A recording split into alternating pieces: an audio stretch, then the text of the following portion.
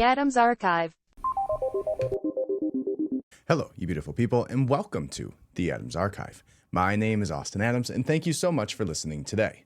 On today's episode, we are going to be diving deep into some really serious, catastrophic situations that have occurred over the past couple of weeks here. The first one being the terrible and horrific Hurricane Helene that has hit several states and just absolutely decimated the communities there. It's horrible. It's terrible to see. There's all of these videos of people that are stranded on top of buildings. There's firefighters telling people not to go rescue them because it's too dangerous. It is horrible. On top of that, there's also some speculation and skepticism, similar to what there was in Lahaina, where people don't believe that this hurricane was as natural as it appeared. Not the production of it, but the path of it. And you might be thinking, well, that's crazy. We can't move hurricanes. And what I would say to that is listen to the full episode, because maybe you'll change your mind. The second thing that we're going to discuss is going to be, we'll briefly touch on the vice presidential debate that was just, 8 hours ago now. We'll talk about that, some of the key moments. We won't take too much time on that, but I did want to just highlight a couple things, and that will be at the end, actually, I believe. So other than that, we will also talk about the seaport strike that is going on, which could heavily affect the United States production and ability to provide food, to provide gas, to provide everything and anything that you purchase comes through one of these seaports. Now, these workers are on strike for several reasons, mostly contract negotiations, but also they are hesitant or frustrated at the opportunity of the organization that they're working for utilizing automation. I have my own opinions about it. I do see their point, but we'll talk about it. And we'll also talk about what this could possibly do to you and your family and maybe what you can do to get prepared. Then we will talk about Iran striking Israel in a act of what could turn into a very high escalating tensions between several countries, including the United States, potentially getting involved, as we have had several officials say that we will retaliate on their behalf, which is terrifying. All right, all of that and more. But first, go ahead and hit the subscribe button. Leave a 5-star review. And if you'd like, go ahead and check out my company, Ronin Basics. Ronin Basics is a Faraday goods company, and we provide several different products that protect you from the modern threats out there in society today. Everything from EMFs, which Robert F. Kennedy Jr. has talked about at length more recently, to the privacy intrusions that are going on between your cell phone, your laptop, every device in your house that has a microphone, tracking, GPS, all of those things. So with the EMF side of things, we have EMF blocking Faraday hats, we have beanies, and we have phone sleeves that will be in just a couple of days. They look just like this. You put your phone inside of this beautiful magnetic area here, slide your phone inside of there. It will eliminate all inbound and outbound signals from your cell phone. All right, now go check out the website. I just did a ton of work getting it updated. I'm very happy with it. So if you've seen it before, go see it again because it's way better. So go check it out. Appreciate you. Love you. Without further ado, let's jump into it.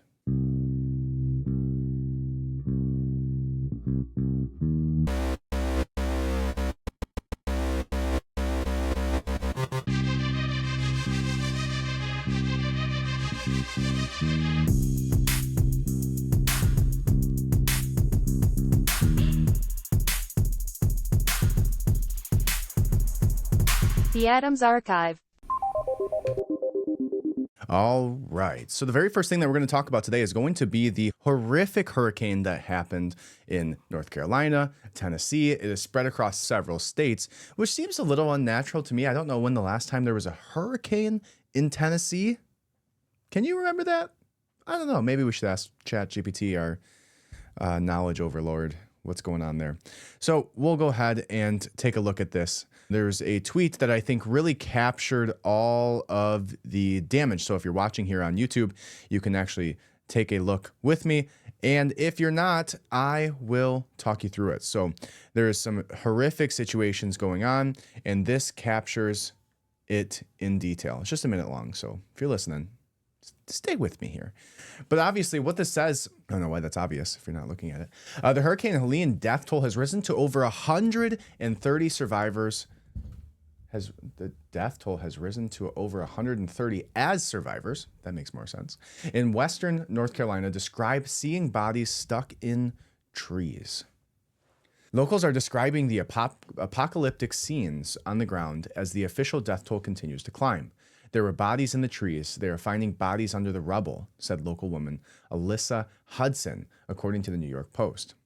Hudson explained how she made it out of her house before it collapsed. Her friends in downtown Black Mountain described seeing bodies floating in ditches and residents fighting against the rising tide. We were a mountain town, but now we look like a farm town. It's all destroyed.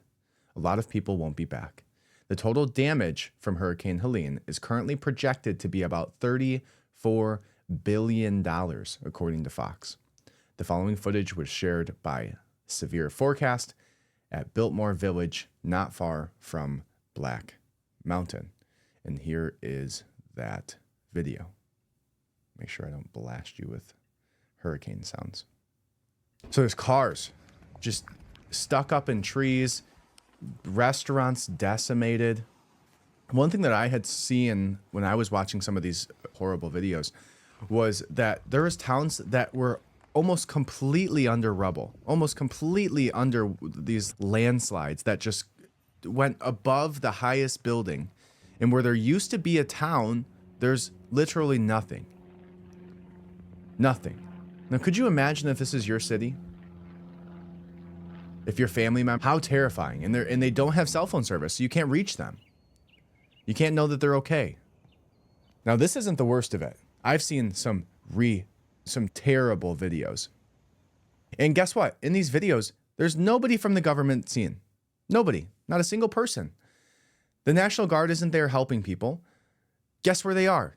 They're like overseas right now. The National Guard, the same people that are supposed to be here helping our citizens, are not here. They're in other places across the world helping other people. Now, speaking of that, one thing that's been frustrating, and I'm sure you can dive into the damage of this Hurricane Helene, and my heart goes out to all of these families. I can't imagine even just losing your town, your house, your history of your family, let alone the amount of people that we're going to find out that are dead as a result of this. It's terrible. Now, there's a few political plays going on here, which, again, is disgusting. Shouldn't be about that. It should be about helping these citizens. And one thing that happened was that Kamala Harris was, as she's always been, Kamala Harris was dead silent about the hurricane, dead silent about the families that were stranded on top of these buildings, dead silent about the damage that occurred. Then they had the nerve yesterday to come onto the TV during an interview at the White House and tell the citizens that they're going to give the citizens that are affected by the hurricane $1.3 million total combined to these citizens. Now, one of the journalists in the audience goes, billion or million? And he says, no, million. 1.7. I think it even might be 1.3. $1.7 million. Let's be generous here and just say that it's 1.7. That's 2 houses that got taken out. They're claiming they're going to use this for $750 to the citizens that are affected.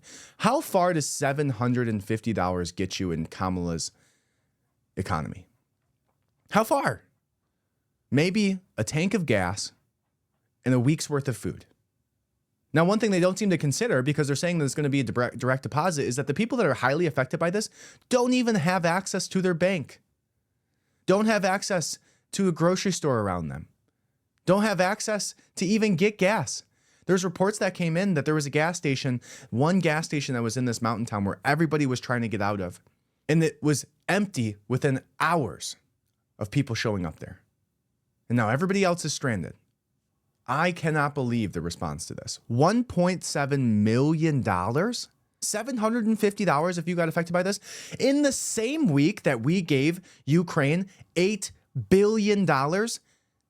and Joe Biden have now said they're going to give the citizens that are affected by the hurricane 1.7 million. 1.7 million. How disgusting of a response. Don't even say that. Don't even mention the $1.7 million.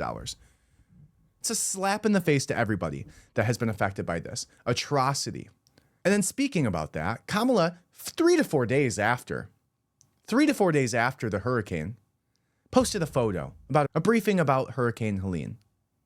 And one thing that was noticed about this photo is that she's claiming that she's on her airplane. I was just briefed at FEMA by FEMA Deanne Criswell on the latest developments about the ongoing impacts of Hurricane Helene. We all discussed our administration's continued actions to support emergency response and recovery. I also spoke with North Carolina Governor Cooper about the ongoing rescue and recovery efforts in North Carolina. Our administration will continue to stay in constant contact with state and local officials to ensure communities have the support and resources they need. Doug and my thoughts are with all those who lost loved ones and those whose homes, businesses, and communities were damaged or destroyed during this disaster. Now, one thing that you'll notice about this photo, there's a few things going on here.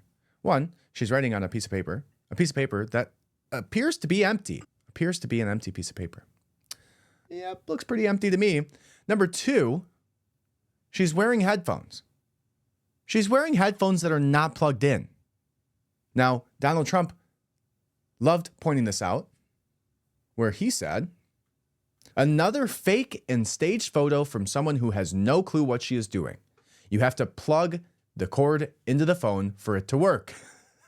Biden and Harris abandoned Americans in Afghanistan. They sacrificed Americans to an open border, and now they have left Americans to drown in North Carolina, Georgia, Tennessee, Alabama, and elsewhere in the South. Under this administration, Americans always come last because we have leaders who have no idea how to lead. Now, when you went and saw the news articles about this, they were criticizing Trump for making this accusation, not criticizing Kamala for faking her image, for faking caring about these families. But they're criticizing Trump, of course, for even having the audacity to accuse her of this. Let's see if I can find that video of the White House saying they're going to give $1.3 million. Let's see if I'm right on 1.3 or 1.7, because I'm interested. To families affected. This was like late yesterday, the 1st of October. Let's see. Statement from Harris. News briefing as Biden responds. Let's see. All right, and here it is. Let me go ahead and pull this up for you. Took a second to find that. All right, here is the White House briefing, and the reporter asks this question here, and this is where the $1.7 million comes from. How quickly do you anticipate getting to some of those areas that have been cut off? Oh, let's not do that. Here we go. Not just by land, but by air as well. And how quickly do you anticipate getting to some of those areas that have been cut off because of the roads being flooded? As quickly as we can. No answer. Go ahead, Jim. Thank you, Corinne. Mr. Secretary, do you have a sense of how much money it's going to cost, A, to do this relief effort, and B, to do the rebuild effort once we get there, and how much of that will be covered by insurance companies, and how much will be covered by the government? So this is a multi-billion-dollar undertaking in terms of the search and rescue and the response. I should note that we already have approved approximately $1.7 million in individual assistance that individuals will be able to access. I believe it'll be as early as tomorrow. It is a direct deposit into their accounts. But the rebuilding. Did you catch that? $1.7 million to these people. And the journalists, these paid journalists who are shills for the government, thought that was so ridiculous they didn't even register it. And one person goes, billion, right? Billion? You're giving $1.7 billion to those affected by Helene. And he goes, no, million. The fuck are they going to do with $1.7 million? Let's say there's 100,000 families that are affected, and there's so many people that are affected by this. Probably 1 million, right? You're going to give them $1.3, $1.7, $1.07, 70 cents? $1.7 million to those affected, and they'll have it in their accounts deposited as soon as possible. As soon as possibly tomorrow, they'll get $2. What is $1 million going to do for all of these people affected? And again, the same week that we gave Ukraine $8 billion, the same week, $7 billion to Israel, the same exact week, this man walks up onto that stage and says, don't worry, guys, we're giving our citizens $1.3 million. That's going to get, what is everybody going to do? They're going to go to the corner store, walk up to the corner store and get themselves a Gatorade. Hey guys, a refreshment on us. Thanks. What a slap in the face. Just don't even mention that. Don't mention that figure. $1.7 million to hundreds of thousands, millions of citizens that have had their families decimated. They've lost all of their livestock. Their family members have been killed. And you're going to give them $1.7 million collectively to help out. Do you want to know who's given more money to this? Your own citizens of the United States. There is a GoFundMe that was started. And let's watch this one more time so you can hear just how ridiculous this is. And I want to see what the response is of the journalists, because they should probably call him out on that, right? You would assume. Note that we already have approved approximately $1.7 million in individual assistance, that individuals will be able to access. I believe it'll be as early as tomorrow. It is a direct deposit into their accounts. But the rebuilding is something that is not for today, but that is going to be extraordinarily costly, and it's going to be a multi-year enterprise. Thank you, Attorney. Thank you, Mr. Secretary. 2 questions. First, about the president's decision to go to Raleigh. Can you give us a little bit of a breakdown as to why he's going to that location and what he will see, and whether or not he'll be able to see any of the...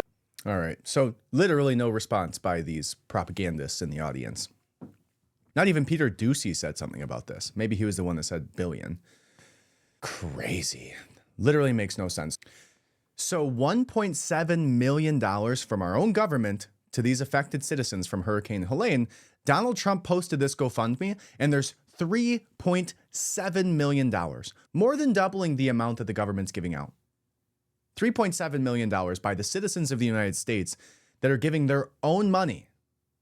And people here, like Stephen Wickoff, I believe he's a former senator. I saw that one former senator had donated about $500,000, so that may be who that was. Okay, so Senator Kelly LaFleur, not sure who this Stephen Wickoff is, but that's very nice. Dana White has given $100,000. William Ackman, $100,000. Bass Pro Shops, $100,000. Dan Newlin, $100,000.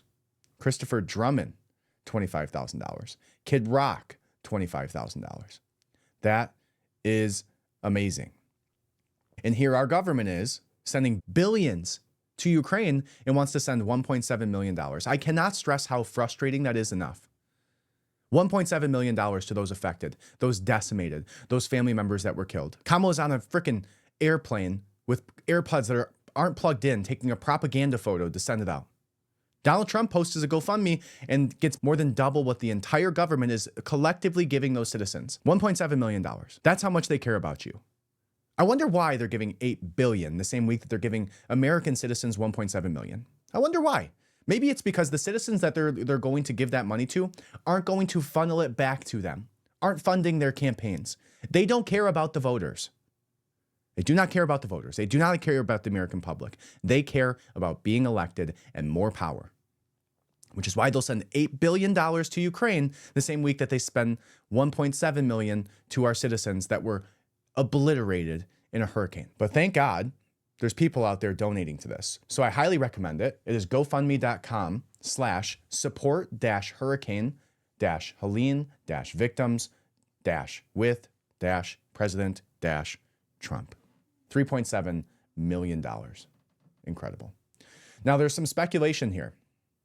Some speculation around the idea that maybe, just maybe, this hurricane wasn't as natural as it seemed, as it appeared. There's some speculation that maybe, just like there was in Lahaina, there's some questions around why this targeted this specific area the way that it did. Let's say targeted, let's use that word loosely in terms of a natural disaster. But if this is true, targeted is the right word. The idea comes from the fact that some of the towns that were the most decimated in these cities that were affected by this hurricane are also under contract with BlackRock and Vanguard for lithium mining, liquid gold, the thing that is the next great endeavor for our humanity, the most valuable substance today when it comes to things like electric vehicles, when it comes to things like AI. These small towns were fighting back against this contract proposed to sell their land for lithium, right? Go back to Lahaina, right? Go back to Lahaina. You had all these beachfront properties that were trying to get pushed out by big money from BlackRock, big money from Vanguard, and they didn't want to sell. That was their property. That was their family's property. That's where their grandparents lived. They're not moving, right? Cue the Wolf of Wall Street. I ain't leaving. Then it just so happens within a year before they're supposed to start this lithium mining, while also the citizens aren't selling their property, the entire town gets obliterated by Hurricane Helene. You might say, that's a coincidence, Austin. Stop looking for strings where there are none, tying these two things together. And I would say, I believe you. I agree with you, until I saw some of these videos and some of the evidence surrounding how they have, since 1947, we have been able to steer hurricanes. This is a technology that has existed for almost 100 years.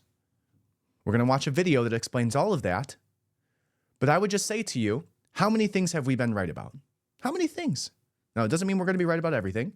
And it doesn't mean that we shouldn't have skepticism around all of these claims. But when there's evidence, very specific evidence, just like they tried to gaslight you and tell you that the weapons that they used, those laser-based weapons, right, the direct energy weapons aren't real. And then I sat here in front of you and showed you video after video of Lockheed Martin and Raytheon boasting about this technology. Then I show you video after video about how they can start fires with that technology. Videos after videos of all they need to do is put a really high altitude airplane over top of this location, and boom, billions of dollars. How much is a life worth to these companies? How much is a life worth? How far would they be willing to go? What's the price tag per head that they're willing to kill or have die in a natural disaster so that they can make their profits? What's the price tag? Do you think it's 20 grand? Probably not. 10 grand? 5 grand? There's got to be a calculation, just like there is in the auto industry, right? If the amount of fatalities and the cost for the litigation does not exceed a certain amount per car, they don't update the vehicles. They don't do a recall. If they calculate, go back and watch Fight Club. There's a great scene about this. If they calculate that the amount of litigation that's going to come as the result of not recalling it exceeds the cost of doing the recall itself, then they will recall it. Now reverse that. If the amount of damage, the amount of cost that's going to be the result of a natural disaster like this, if the amount of profit exceeds what the cost would be in terms of loss of public trust, in terms of how much they have to pay for Facebook and Instagram and YouTube to censor these topics like they did with direct energy weapons, if the amount of that the cost does not exceed the profit, they will move forward. They do not care. It is a LLC. It is an entity. It is a corporation which does not have a moral compass. The only compass it has is how do we continue to have growth year after year, regardless of how much destruction we leave in our wake. They do not care. They want to sit in their high towers, the top of the castle, while the peasants are at the bottom, drowning in the water that they brought there. So let's watch this video and see if you think, or at least have the eyebrow raises that I do. This comes from Greg Reese. We have had the technology to create control, and steer hurricanes for decades. Project Cirrus is the first official Now, with that attempt said, to on the screen modify here, a if I can get hurricane. this to- It was run by General Electric with the support of the U.S. military. The official theory Project Cirrus, C-Y-R-U-S, 1947, was the first time that there was a concerted effort to steer a hurricane. Now it says, President Lyndon B. Johnson, Southwest Texas State University, 1962 said, let's see if we can get the full quote here. I'm not sure if it gives it all to us. And ultimately to control the weather. And he who controls the weather will control the world. He who controls the weather controls the world. Lyndon B. Johnson, 1962, at the Southwest Texas State University. Okay. Steer Let's move on. hurricanes Project for Cirrus. decades. Project Cirrus is the first. Now, there's a news article that is the Daily News. It says, destroying a hurricane. This is from 1947, September 17th. This is from the Daily News, the 17th year, Charlotte Amalie, Virgin Islands. Destroying a hurricane. The energy expended by a tropical hurricane is enough to drive all the machinery in the world for 3 or 4 years. Yet the Army, the Navy, and the General Electric Company are collaborating in a daring meteorological experiment, which is to determine whether or not the colossal that we call a hurricane can be broken by making it precipitate the thousands of cuts off, I assume water, right? If the older attempts at rainmaking came to nothing, it is because it is not known how the raindrops are created. Some years ago, it was discovered that unless there is a nucleus, something around which moisture can wrap itself, can be neither snowflakes nor droplets. The rest now seems simple.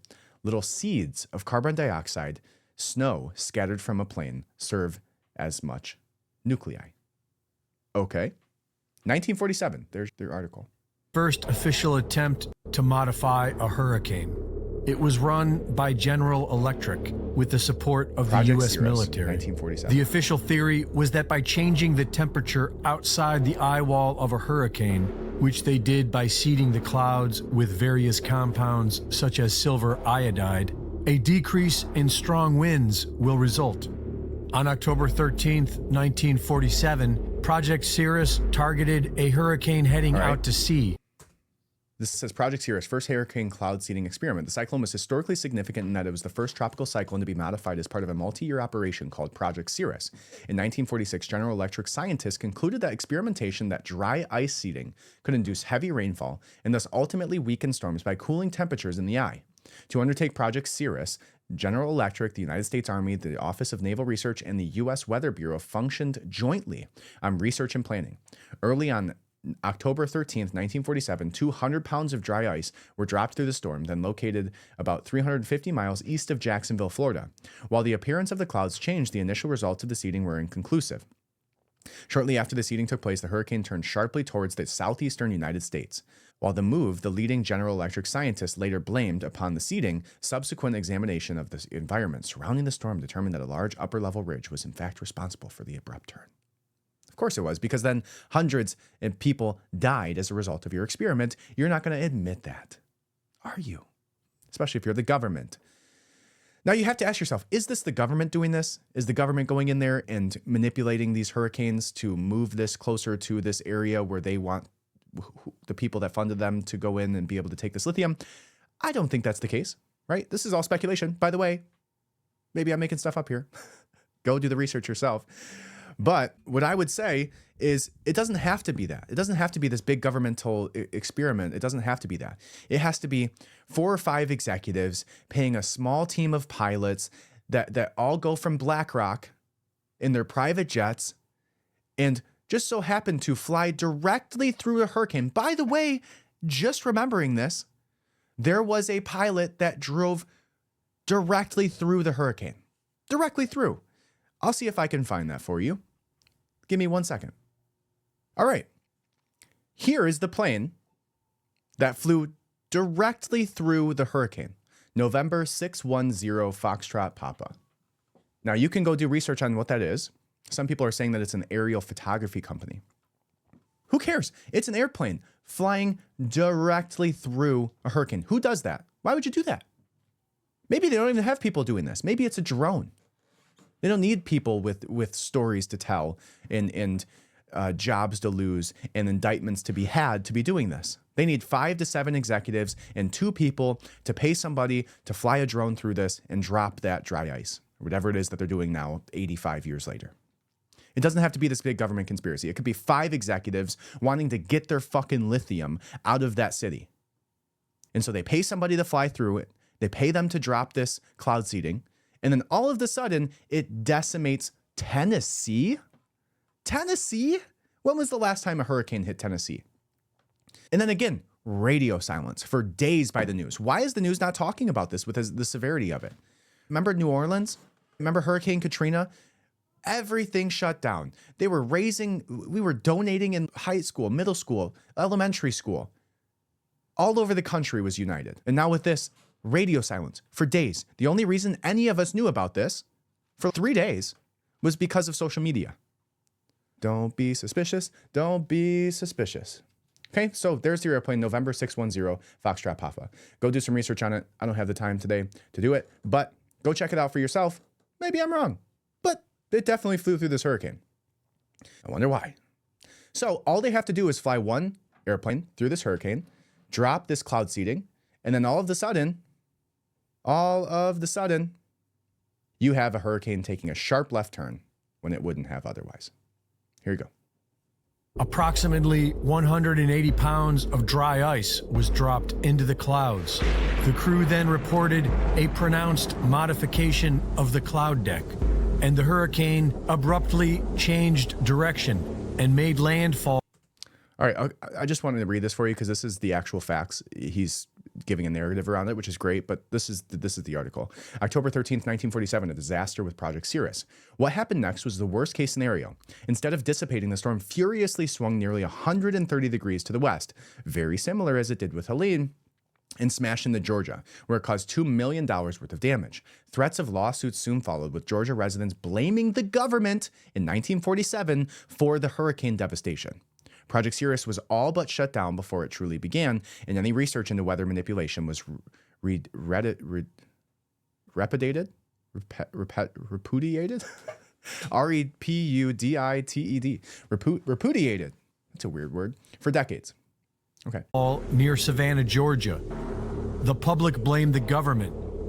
Irving Langmuir, who pioneered General Electric's atmospheric research department and admitted that the project was about learning how to weaponize the weather, also claimed the reversal of the hurricane had been caused by Project Cirrus.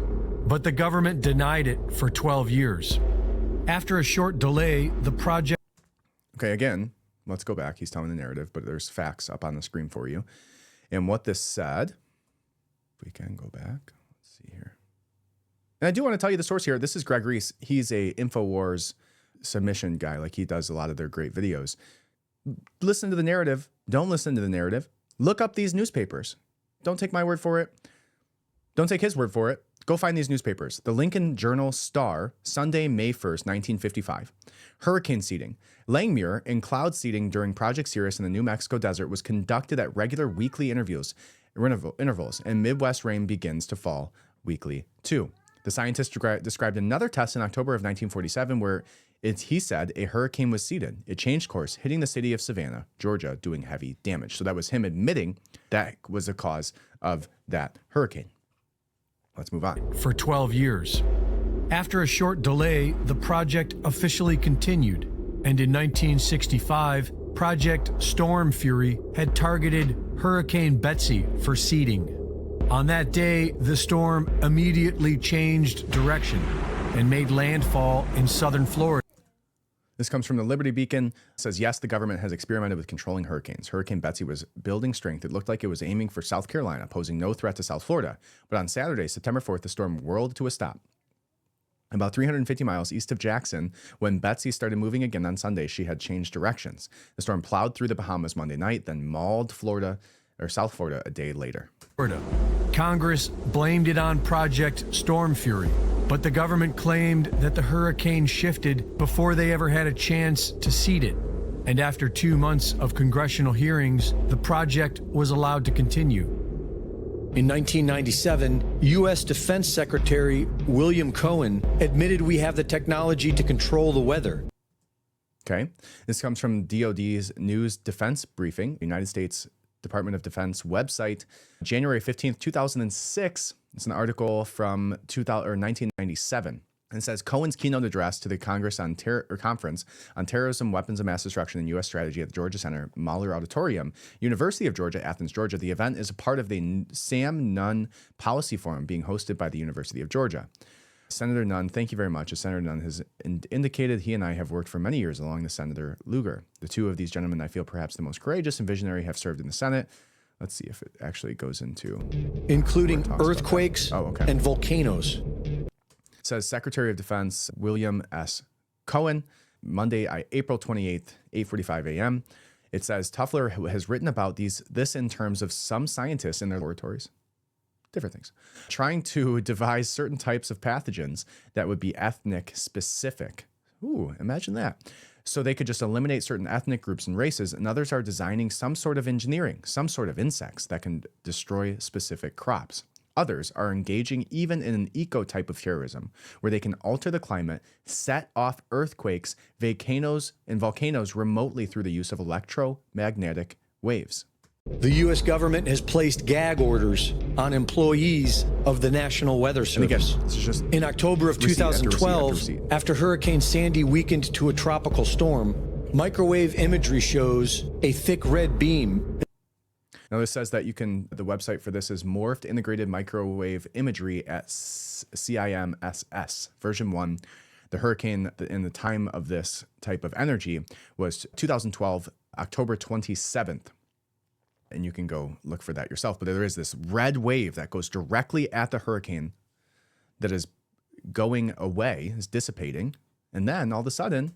immediately followed by Sandy growing into a Category 1 hurricane and taking an unexplained left turn into New Jersey.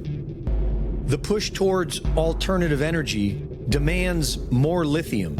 And according to the U.S. Geological Survey, the United States has over 6 million tons of identified lithium resources. The majority of this lithium has been identified in Kings Mountain, North Carolina. Kings Mountain is believed to have one of the largest resources in the world.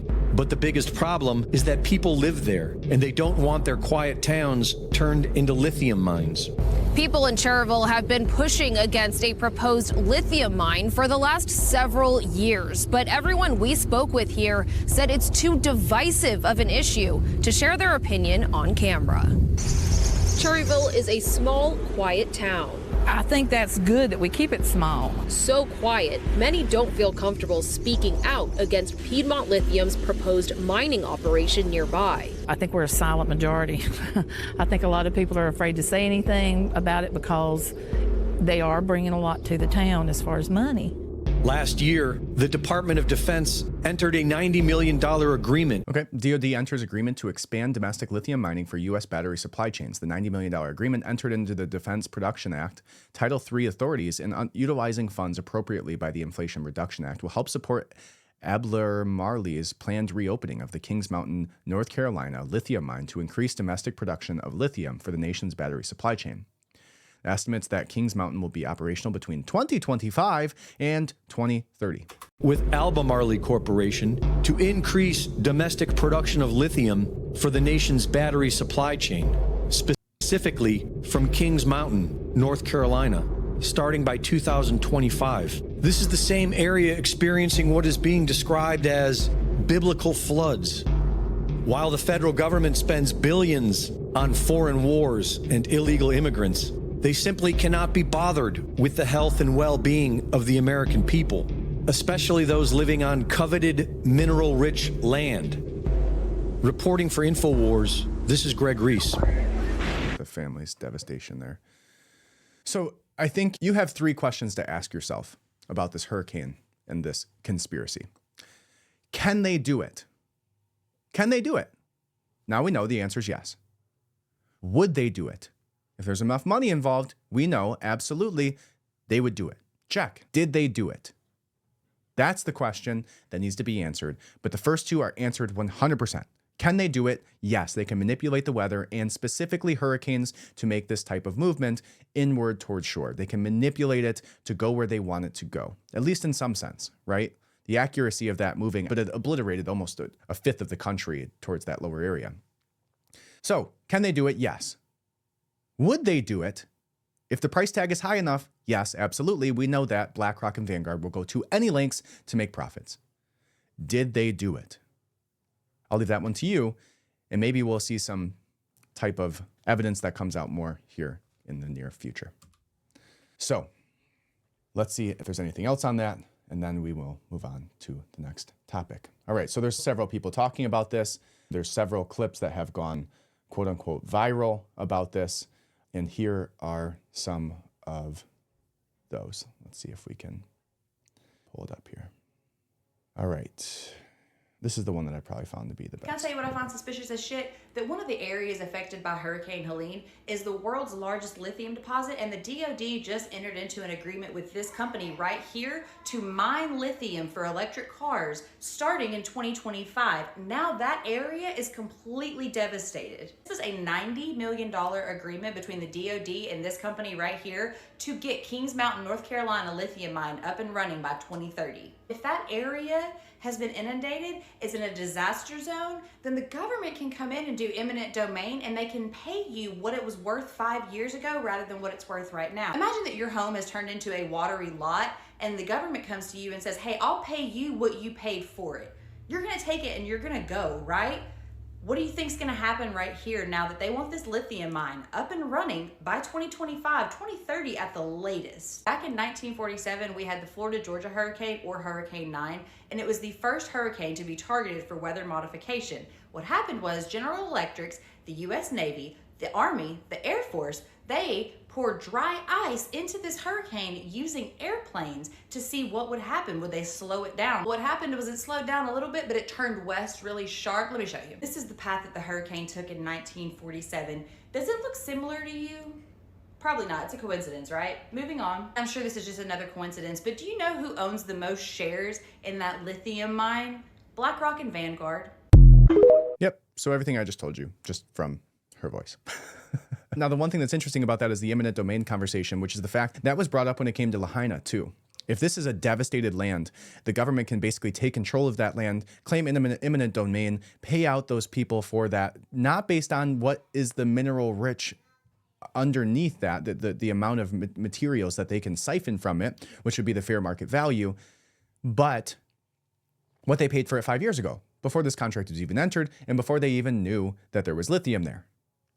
Sounds like a good reason and motivating enough for them to me. Okay, let's move on here. But let's touch on this first. Remember that one time where Kamala said that disaster relief should be based on equity? Also an interesting thing to note. Yeah, remember we talked about that before. I forget which hurricane was that. That was for Hurricane Ian. She said that, and here it is. Oh, shit. Let's see if we can get it to play from right here. There we go. It is our lowest income communities and our communities of color that are most impacted by these extreme conditions and impacted by issues that are not of their own making. And so women. Absolutely. And women. And so yeah. we have to address this in a way that is about giving resources based on equity, understanding that we fight for equality, but we also need to fight for equity, understanding not everyone starts out at the same place. Yeah, Marxism. And if we let want people drown to be based in on an their equal income place, sometimes we have to take or into skin account color. those disparities and do that work. Yeah, that could be your next president, folks. All right, now that leads us to our next discussion, which is about the Longshoremen. I think I was calling them port shoremen, not terribly inaccurate, but also not true. The Longshoremen, International Longshoremen's Association. All right. This guy is the one kind of leading the discussion. I believe he might be like the president of the union or something like that. I'm sure we'll find out in just a moment. But very chilling words. And if you're an American citizen, this should frustrate the hell out of you. Right? All of these unions, these strikes, all of this. Look, I get it. You have to negotiate for fair wages. And there's a certain way to go about that. And having a union is maybe nice if you're somebody who works in this type of job and you also want to decimate the economy for a 50% raise on your $150,000 salary. Now, I'm not saying these guys don't deserve that type of money. I'm not saying that they're in the complete wrong here in terms of making the strike, but understanding what could be the potential outcome for this as a result is pretty terrifying too. Now, maybe you'd put that back onto the longshoremen, the organizations that they work for, and say, hey, maybe you should pay them more. Maybe you should stop the automation. We'll talk about all of that, which is the reasons why they actually are going on this type of strike. Let's go ahead and watch this clip. Today's world, it's changing into the future. They're not making millions no more. They're making billions, and they're spending it fast as they make it. I want a piece of that for my men, because when they made their most money was during COVID. When my men had to go to work on those piers every single day, when everybody stayed home and went to work. Not my men. They died out there with the virus. We all got sick with the virus. We kept them going. From Canada to Maine to Texas, Great Lakes, Puerto Rico, now the Bahamas, everybody went to work during COVID. Nobody stayed home. I want to be compensated for that. I'm not asking for the world. They know what I want. They know what I want, and if they don't, then I have to go into the street, and we have to fight for what we rightfully deserve. These people today don't know what a strike is. Right. When my men hit the streets, from Maine to Texas, every single port will lock down.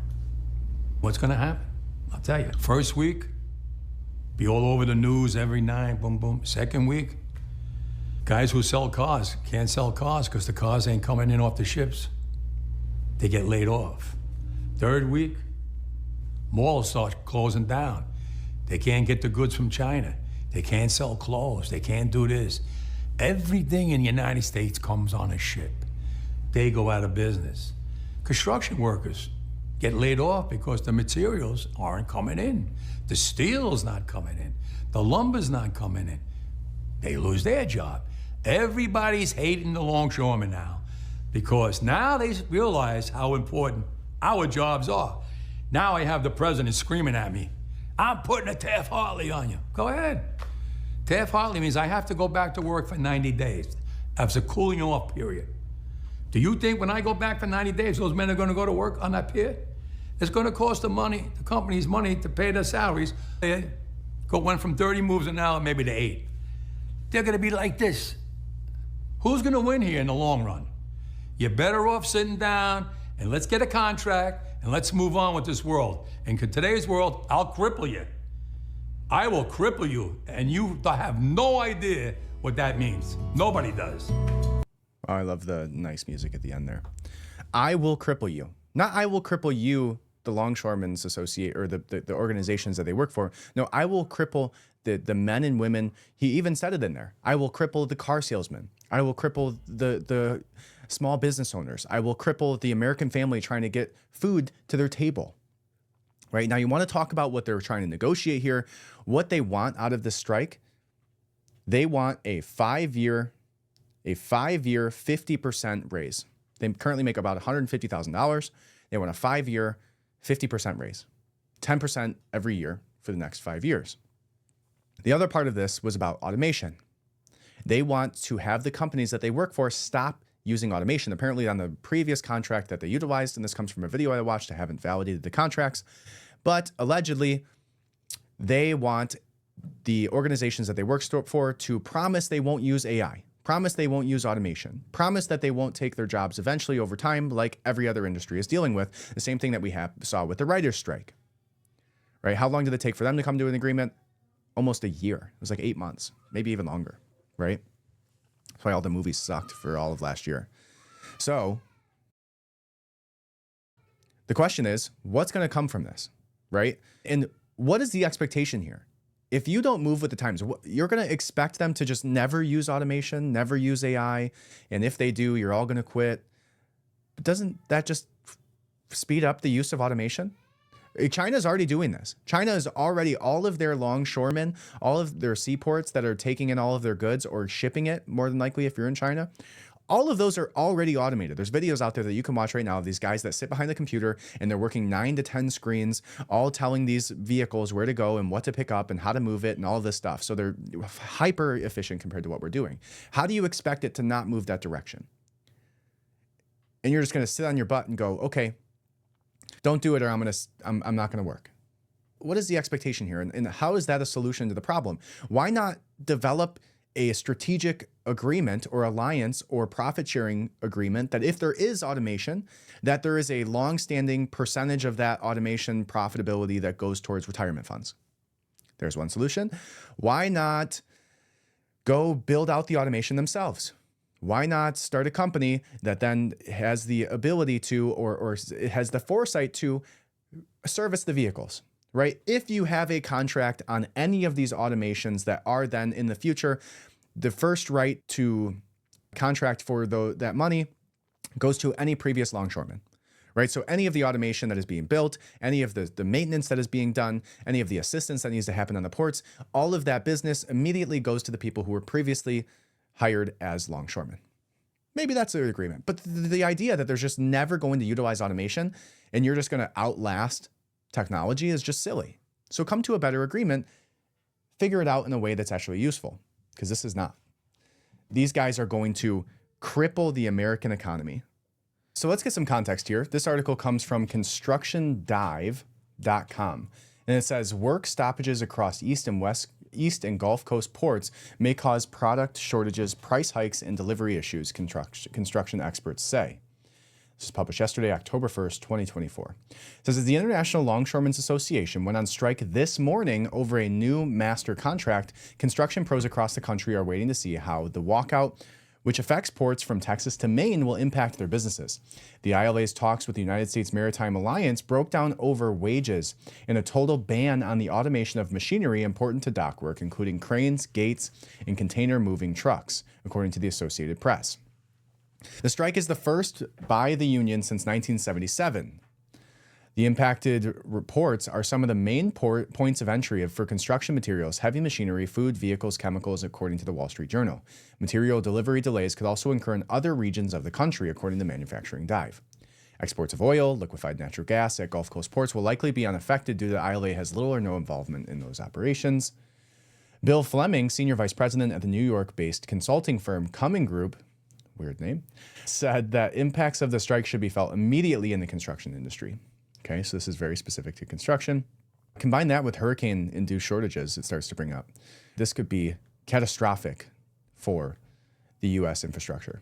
So there's a little bit more context. I'd like maybe a little bit more, but I think you get the idea. It's all about AI. It's all about automation. It's about eliminating some of their jobs and them wanting higher pay. So not only do you want us to not use AI to lower our overhead costs, you also want us to pay you more, which is only, again, going to speed along the automation track. Automation is not going away. What is going to go away is the people who don't jump on board with helping to build that future, right? If you were somebody who is, I don't know, what's a good example of an old job that is lost? If you were a factory worker in building Model Ts by hand, you probably weren't going to decide not to work anymore once they decided to bring in some machines, right? If you were a horse and buggy taxi driver, you're not going to decide not to drive a car, right? There's a new way to do what you do and to help push along the production line. You just have to figure out what that part is and see it soon enough to play a part, right? Don't fight against this. It's going to happen. There's going to be automation, right? Maybe you get your raise because you add more skills around automation, not just eliminate the use altogether, right? Seems silly to me. And the fact that they're going to shut down our country over some ridiculous claim that there's going to not be any automation or AI integrated into this type of industry is ridiculous. It's never going to happen. There's always going to be the next best thing and movement in industry. And for them to say, we're going to cripple small business owners, we're going to cripple young families, we're going to cripple the entire U.S. economy until we get our way. We get a 50% salary increase off of our $150,000 a year salary. I'm not saying they don't deserve that. They deserve that, and they probably deserve more. And it's a freaking hard job. It's a crazy difficult job. I'm not discounting that. But what I am saying is that you can't fight back against automation. It's going to happen. And if you don't do it, your company is going to go under because another company is going to come in and do it at a lower cost. Or they're going to outsource that work to other people and you're just going to lose your job altogether. So that's where we're at with that. Now, there's people sounding the alarm. There was lines outside the door at Costco yesterday, people bulk purchasing toilet paper and dry goods so that if and when the supply chain fails over the next couple of weeks, that they have what they need. Now, I'm not saying you need to go do that. I'm not saying not to do it. It's probably a good idea always to have reserves of food, reserves of water, reserves of gas. I'm not sure if there's a way to really do that, but if there was, you should probably do that. Generators, all of that stuff, guys. Just if we've learned anything over the last 4 to 5 years, there is going to be some sort of catastrophic event that cuts us off from the grid. There's going to be supply chain shortages. COVID was just a glimpse into that. Maybe start to do something about that. Not specifically because of this, but just because you should, right? Because if it's not this, it's going to be something else. Be prepared. All right. Now, moving on, let's go ahead and pull the next article up. There is escalating tensions. Oh, we got one more thing here. One more thing. Let's see this one more article, and then we'll move on. Because I think we got it. This is a big deal, guys. Let's watch this one. Same guy. Knocking down doors. She's trying to stop this. She's trying to get us to a media where we can have a fair negotiations. It's the companies that don't want to. They don't want to sit here and be fair. So that's why we're out here fighting for our livelihood. What more from the automation do you want? What more protections could there be? What more? Yeah, they have language in there now. Not strong enough, because what happens is they come in with new technology. We just caught them in Mobile, Alabama, called Autogate, and that means the trucks are coming in and they're already checked in somewhere else and not using the checkers in the ILA. Circumventing the contract. They don't care. They don't care. It's not fair. And if we don't put our foot down now, they would like to run over us, and we're not going to allow that. You are going to grind the economy to a halt here on the East Coast and the Gulf Coast. Not us. They are. Don't spin it now, because you're Fox News. They're going to drive it. But are you worried? They're going to drive it. Are you worried that this strike... They have the capital to settle this thing. Are you worried that this strike is going to hurt the everyday American, the farmers that need to reach the export market? They're telling me that they're going to hurt through all of this. Now you start to realize who the Longshoremen are, right? People never gave a about us until now, when they finally realized that the chain is being broke now. Cars won't come in, food won't come in, clothing won't come in. You know how many people depend on our jobs? Half the world. And it's time for them and time for Washington to put so much pressure on them to take care of us, because we took care of them. And we're here 135 years and brought them where they are today, and they don't want to share. Fox Business' Lydia Hu joins us now from the port of Newark in New Jersey. Wow. And I've been following you. We have been, as you've done this story for us. And now the rubber has met the road, and he feels like he's dug in and feels like he's in a strong position.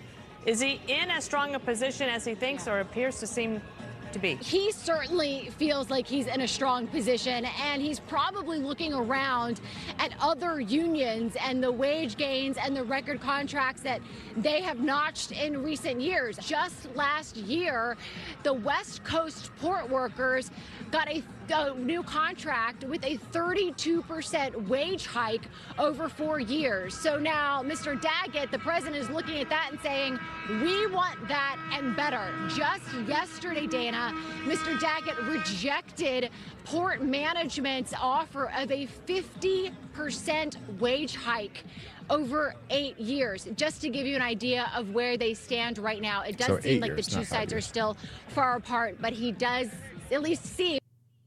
Wow.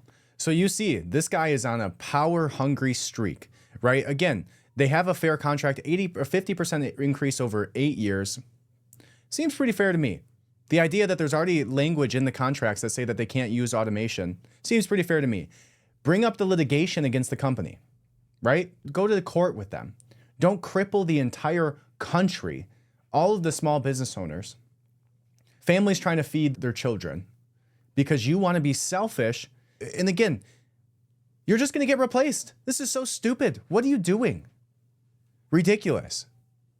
These unions are a problem, dude. These unions are, the union, that guy is an absolute idiot. He's sitting there riling up his team, getting these. So let's move on to something just, if not more pressing, which is the next stages leading up to potentially World War III. As we've seen, go back and search my podcast and look for World War III. We've seen the Russia-Ukraine, we've seen Iran, or we've seen Israel and Hamas, we've seen Iran now and Israel.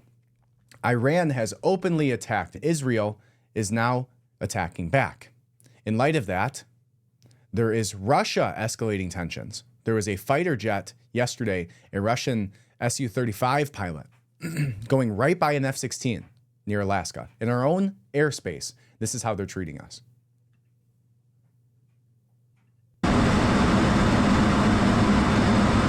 Fighter jet flies within 2 feet of our F-16, 2 feet, and then takes off. Pretty sweet for honestly. Pilot goes, holy fuck. Yeah, holy fuck is right. But that just shows you they're willing to go to these lengths. And when you look at the BRIC, you look at that alliance, you look at the downfall that's happening with the US dollar, you look at the conversations that are being had between Russia and China, India, right? This is not a winning battle for us. We should not be in these wars. We should not be the proxy funding capital of the world. Let Israel fight it out. We have nothing to do with this. Now, the U.S. has sent another aid package to Israel, and Biden has directed the U.S. military to shoot down Iranian missiles targeting Israel. It says U.S. President Joe Biden, this comes from Business Standard, and Vice President Kamala Harris are monitoring an Iranian attack against Israel from the White House Situation Room and receiving regular updates from their national security team. According to the White House Situation Room update, President Biden directed the U.S. military to aid Israel's defense against Iranian attacks and shoot down missiles that are targeting Israel. On Tuesday, in a major escalation in the raging conflict in the Middle East, Iran launched a missile attack on Israel on Tuesday. To start a sentence with on Tuesday and end it with on Tuesday is crazy. In a statement, the IDF said all Israeli citizens are in bomb shelters as rockets from Iran are fired at Israel. Hezbollah is upset that the IDF exposed their plans to massacre Israelis, this says. So they decided to target innocent civilians by firing a barrage of rockets, the IDF further said. 102 missiles have been launched towards Israel. According to the Jerusalem Post, sirens continue to sound across Israel amid the attack. The Times of Israel reported, according to the IDF, around 10 million civilians are the targets of Iranian projectiles. Okay, I'm not sure I'm taking the IDF's opinion on really anything at this point. Maybe there's a better quote or source that we can utilize because we know it's all propaganda on both sides, all the way across. Oh, there was also a terrorist attack yesterday that killed, I think, 8 civilians in Israel, 2 men with guns that opened fire just before. Terrible, horrible, no good, very bad day. This is ridiculous. We shouldn't be involving ourselves.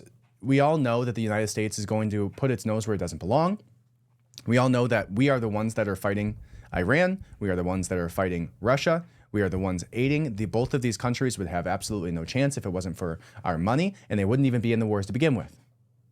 But they're going to send your sons and daughters to die so that Israel has a chance in this war, and so that Ukraine can continue giving 10% to the big guy. Here's a video, again, coming from Alex Jones. I think the more and more we get into this crazy scenario or this crazy simulation, the more we find Alex Jones' stuff valuable. Now, again, it's Alex Jones. Take it with a grain of salt. He's been right about a ton of stuff. He's been wrong about a few things, just like all of us. But here is his video that I thought was decently well done.